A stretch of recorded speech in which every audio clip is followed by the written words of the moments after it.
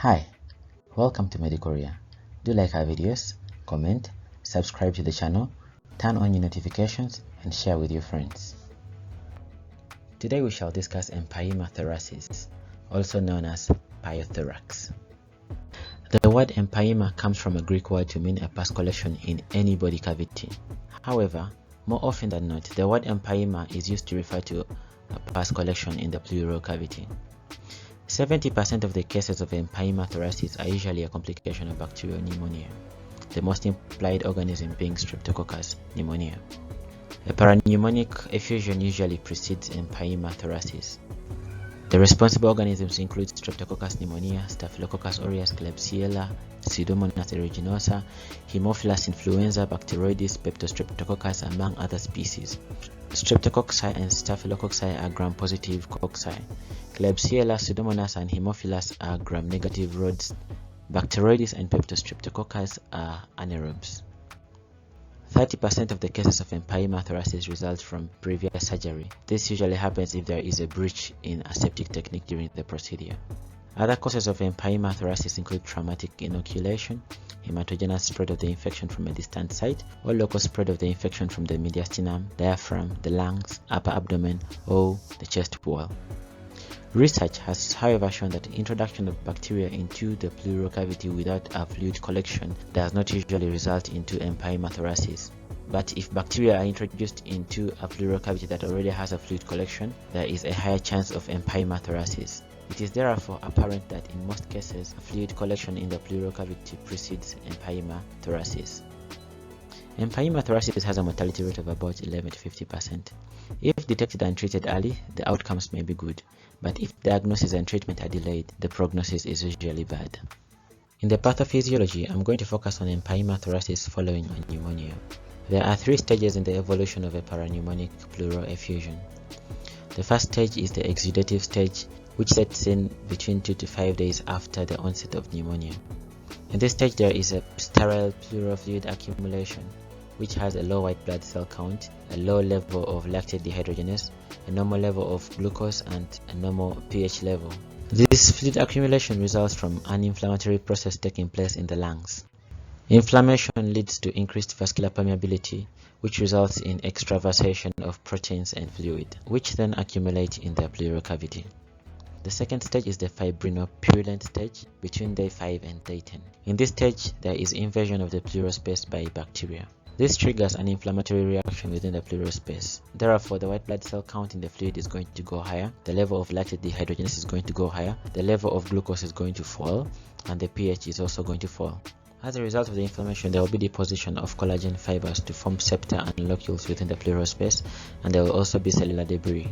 The organization stage takes place between week 2 and week 3. Organization simply means fibrosis or scarring. Fibroblasts from the pleura continue to deposit more collagen to produce a pleural pill. There are several risk factors for the development of Empyema thoracis. One of them is age, children and the elderly being at a higher risk. Immunodeficiency states also predispose to Empyema thoracis. This might be primary immunodeficiency or secondary immunodeficiency due to HIV, malnutrition, chronic use of steroids, among others. Other risk factors include debilitating illness, pneumonia itself, comorbidities like bronchiectasis, rheumatoid arthritis, diabetes, gastroesophageal reflux disease, alcoholism, and IV drug use. Research has also shown that certain biochemical states predispose to Empyema thoracis, like an albumin level below 30 grams per liter and a sodium level less than 130 millimoles per liter. It is also interesting to note that a patient with a history of chronic obstructive pulmonary disease is at a lower risk for developing Empyema thoracis. Today's case is a 23-year-old female with no chronic illness who presented with a history of cough productive of non-bloody sputum associated with difficulty in breathing, fever which worsens at night with drenching night sweats, and a decreased appetite. Other symptoms are unremarkable. She doesn't smoke or drink alcohol. On examination, she is very sick looking and in obvious respiratory distress. Her temperature is 37.1 degrees centigrade. She is saturating at 89% on room air. Her respiratory rate was 60 breaths per minute. The pulse rate 124 beats per minute. The blood pressure 128/80 millimeters of mercury. She had no jaundice. She was pale with no cyanosis, no finger clubbing, no edema, no lymphadenopathy, and no dehydration. On a respiratory exam, the trachea was central, the chest was expanding symmetrically, she had generalized chest tenderness. There was a dull percussion note in the right inframammary area with decreased air entry. Talking more about the clinical presentation of Empyema thoracis. Empyema thoracis caused by aerobic organisms causes more acute symptoms with a higher grade fever than that caused by anaerobic organisms. Symptoms are usually similar to pneumonia. A patient will present with fever, chest pain, tachypnea, sputum production, leukocytosis. A fever lasting more than 48 hours after initiation of antibiotic therapy usually suggests presence of a complicated effusion. This is because whenever there is a focus of infection which has been walled off by the immune system, the penetration of antibiotics to such sites is usually poor, and so is the ability of the immune system to clear the infection.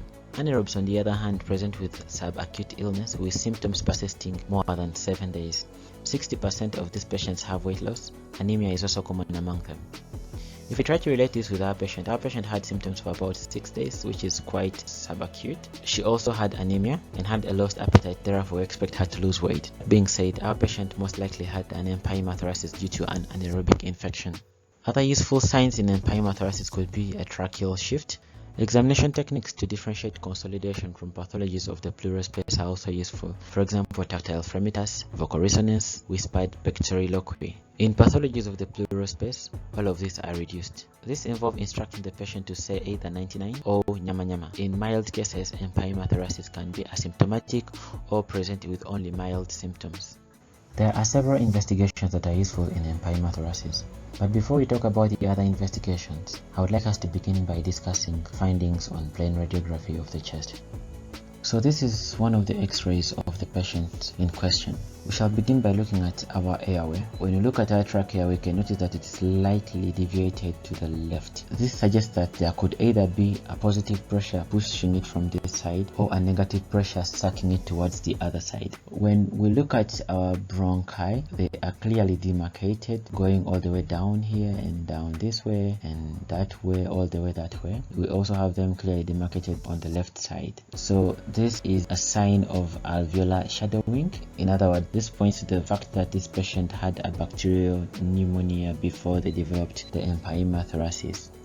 Now let's move over to the right hemithorax and see what we can appreciate from this side. So generally, we can see that there is increased opacity of the right hemithorax. Secondly, when we try to look for the costophrenic angles, they are obliterated. Likewise, the cardiophrenic angle is obliterated on the right side. This suggests that there is a fluid collection in the pleural cavity on the right side. Also, when we try to look for an air fluid level within the left pleural space, it's quite hard to appreciate because there seems to be one level here and another level here. But as we shall appreciate later on, when this chest has cleared a bit, we shall actually come to realize that there is actually an abscess of the lung parenchyma here. Somehow we can already appreciate the thick wall here. It is quite more radio opaque than the rest of the opacity. It is there, very thick and outlined, but we shall appreciate this very well in the next x-ray. But here is our air fluid level. Usually it would taper in this direction, but in this case it's quite different. So let's move over to the left hemithorax and see what we can appreciate. We can see the bronchovesicular markings there, which means there is lung tissue. Here is our gastric bubble. Here is our left hemidiaphragm. As we can see, it is arched up and elevated. You can see the cardiophrenic angle here is very acute. We cannot clearly appreciate the costophrenic angle. The elevation of the left hemidiaphragm is suggestive of a negative pressure within the left hemithorax. So this is already beginning to point us towards a lung collapse, okay, atelectasis. Also, when you look at this area of the left hemithorax, we can see a generally increased opacity. And somehow we can realize that the left cardiac border is sort of obliterated. So most likely this is a collapsed upper lobe of the left lung. So this patient has a left upper lobe atelectasis.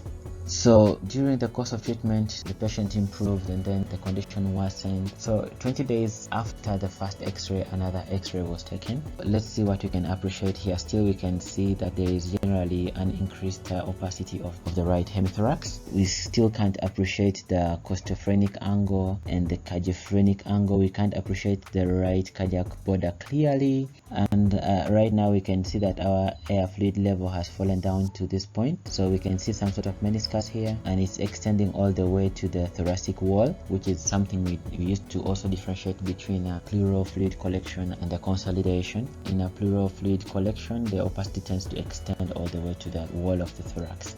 Also, going back to the superior aspect of our right lung, we can now clearly try to appreciate this well circumscribed opacity. This time the opacity is filling the entire cavity, which means the amount of pus inside here has increased. Also, when you look at this area, we can see some sort of line here, another one here. When I looked at this line, first of all, I was thinking it's a Kali line, but it's sort of thicker than a Kali line. I think it is suggestive of still an atelectasis, but this time around it's not an entire lobe collapsing, but rather just a segment within a lobe that has collapsed. So this atelectatic plate due to segmental atelectasis, segmental lung collapse. Still in our left hemithorax, now we are beginning to see a homogeneous opacity here, and we see that the angles, the phrenic angles, the cardiophrenic and costophrenic, are both obliterated here, and still we can see our wedge-shaped opacity here obliterating the left heart border. That's a positive silhouette sign, so this is still suggestive of a left upper lobe collapse.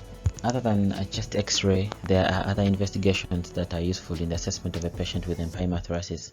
But before we even carry on, there was a weakness in the investigation of this patient because we can only see x-rays in the posterior anterior projection, but no lateral x-rays were done. This patient would have also benefited from a decubitus x-ray, because in a decubitus position, the fluid would tend to settle down, and then we would measure the thickness of this fluid such that we decide on the course of management depending on whether it is less than or greater than 10 millimeters in thickness. Other imaging modalities that can be useful include CT imaging. CT imaging has the advantage of having a high resolution. With CT imaging, would even be able to see the locules within the pus collection. For this patient, however, a CT scan could not be obtained due to a limitation of resources. Ultrasonography is also very useful in the assessment of a patient with empyema thoracis. Ultrasonography could have been done in this patient, but it wasn't done. Ultrasonography will also enable us to see the fluid collection in the pleural cavity. Ultrasonography would also reveal the presence of septa, which would help us to differentiate between an uncomplicated pleural effusion and a complicated one like empyema thoracis. Looking at the history, one would suspect tuberculosis. So ZN stain was done and there were no acid-fast bacilli seen. Gene expert for Mycobacterium tuberculosis was also done and MTB was not detected. A blood sample was obtained for culture and sensitivity and there were no bacteria detected. However, for a patient with empyema thoracis, it would be more appropriate to culture the fluid sample collected from the pleural cavity rather than a blood sample. This is because the sensitivity is likely to be lower with blood culture and sensitivity than with the pleural fluid itself. Grouping and cross-matching was done because the patient needed a blood transfusion. The HIV test was done, it was negative. The COVID-19 test was negative. Blood smear for malaria was negative. Serum electrolytes were normal. Renal function tests were normal. Liver function tests were normal except for an increased lactate dehydrogenase level. A hemogram was done. The patient had marked leukocytosis, especially the neutrophils. The patient was anemic. There was thrombocytosis and there was an increased count of large immature cells. When thoracocentesis was done, there was frank pus. However, pleural fluid studies were not done. This patient would have benefited from an analysis both biochemically and in the line of microbiology. So we would analyze things like the white blood cell count of the pleural fluid, the lactate dehydrogenase level, the pH, and we would also do a gram stain and then culture and sensitivity to identify the responsible organism. This patient would have also benefited from the C-reactive protein levels to try and gauge the level of inflammation. Concerning the management, the patient received antibiotics. Initially, the patient received intravenous ceftriaxone and intravenous metronidazole, and then later on the regimen was changed to intravenous gentamicin. The patient also received oral clindamycin. Oxygen therapy was initiated. A chest tube was inserted and connected to an underwater seal drainage. The patient was transfused with blood. The patient received intravenous fluid. Analgesia was given according to the analgesic ladder. I also want to mention that sometimes drainage can be done using an open surgical approach where it is indicated. Complications of empyema thoracis, one of them can be atelectasis, which simply means lung collapse. This was the case with our patient. One can also develop a pulmonary infarction owing to the fact that the pus collection can compress pulmonary blood vessels and cause ischemia. The patient can also go septic, though this is rare because the infection is usually walled off by the immune system. Empyema thoracis can also be complicated by pleural fibrosis, which is basically scarring and deposition of fibrous tissue. So therefore the patient will end up with restrictive lung disease. A bronchopleural fistula can also form, which is basically a communication between the bronchi or bronchioles and the pleural cavity. Empyema necessitans can also be another complication. This is basically extension of the abscess into the chest wall and can go as far as the subcutaneous tissues. And lastly, the patient can die. There can be other complications other than this.